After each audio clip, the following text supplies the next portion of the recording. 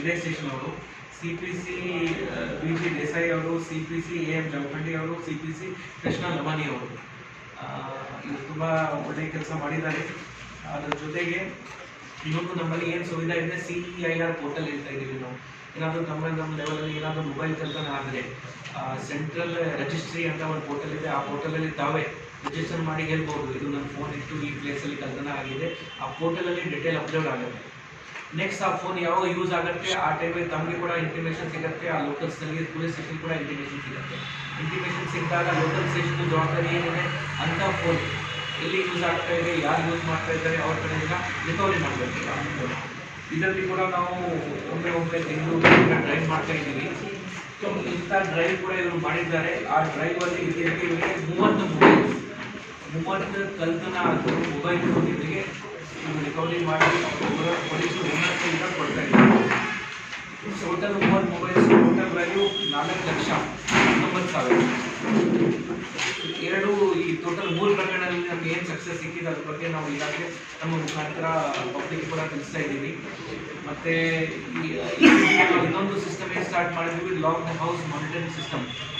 ಅದರಲ್ಲಿ ಏನಿದೆ, ತಾವು ಹೊರಗಡೆ ಮನೆಗೆ ಹೋಗ್ತಾ ಇದ್ದೀರಾ, 2 ದಿವಸ ಇರಲಿ, 3 ದಿವಸ ಇರಲಿ, 15 ದಿವಸ ಇರಲಿ, ಅರ್ಧ ದಿನ ಇರಲಿ, ಲೋಕಲ್ ಸ್ಥಳೀಯ ಸ್ಟೇಷನ್ಗೆ ಮಾಹಿತಿ ತಗೊಂಡ್ರೆ, ಇದು ಹಳೆ ಸಿಸ್ಟಮ್, ಏನು ಹೊಸ ಸಿಸ್ಟಮ್ ಇಲ್ಲ. ಹಳೆ ಸ್ಟೇಷನ್ಗೆ ಮಾಹಿತಿ ಕೊಟ್ಟರೆ ಅಲ್ಲಿ ಅವರು ಬೀಟ್ ಕಲಿಸ್ತಾರೆ. ರಾತ್ರಿ 2 ಸಲ 3 ಸಲ ಚೆಕ್ ಮಾಡಿಸ್ತಾ ಇದ್ದಾರೆ.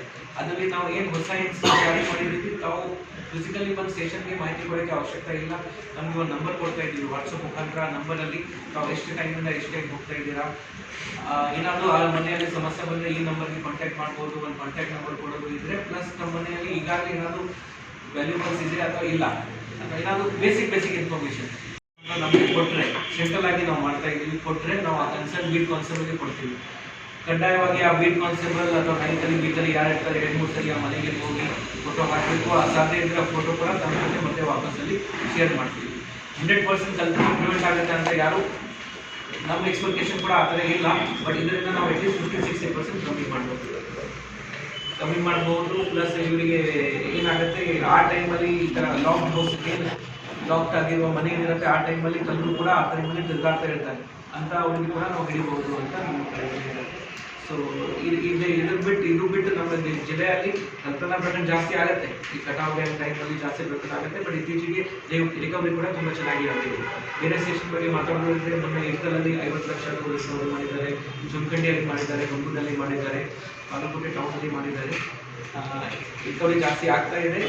ಮತ್ತು ಇಂಥ ಆಫೆಂಡರ್ಸ್ ನಮ್ಮಲ್ಲಿ ಮತ್ತೆ ಆಫೆನ್ಸ್ ಮಾಡಬಾರದು, ಅಂದರೆ ಸೇಮ್ ಆಫೆಂಡರ್ ನಮ್ಮಲ್ಲಿ ಮಾಡಬಾರದು. ಅದಕ್ಕೆ ನಮ್ಮಲ್ಲಿ ಒಂದು ಸಿಸ್ಟಮ್ ಇರುತ್ತೆ. ಒಂದಲ್ಲಿ ನಾವು ಕಾರ್ಡ್ ಓಪನ್ ಮಾಡಿ ತಿಂಗಳಿಗೆ ಏನು ಚಟುವಟಿಕೆ ಇದೆ ಏನು ನಿಗಾ ವಹಿಸ್ತಾ ಇರ್ತೀವಿ. ಇಂಥ ಕೇಸಲ್ಲಿ ಇನ್ವೆಸ್ಟಿಗೇಷನ್ ಕೂಡ ಕರೆಕ್ಟಾಗಿ ಮಾಡಿ ನಾವು ಚಾರ್ಜ್ ಶೀಟ್ ಕೊಡ್ತಿರ್ಬೇಕು. ಆಯಿತು, ಈ ಟೀಮಲ್ಲಿ ಯಾರು ಚೆನ್ನಾಗಿ ಕೆಲಸ ಮಾಡಿದ್ದಾರೆ ಅವರಿಗೆ ನಾವು ರಿವಾರ್ಡ್ ಅನೌನ್ಸ್ ಮಾಡ್ತೀವಿ. ಅದೆಷ್ಟು ಬೇಕು ಅದನ್ನು ಕೂಡ ಸಂತೋಷ ವ್ಯವಸ್ಥೆ ಮಾಡ್ತೀವಿ.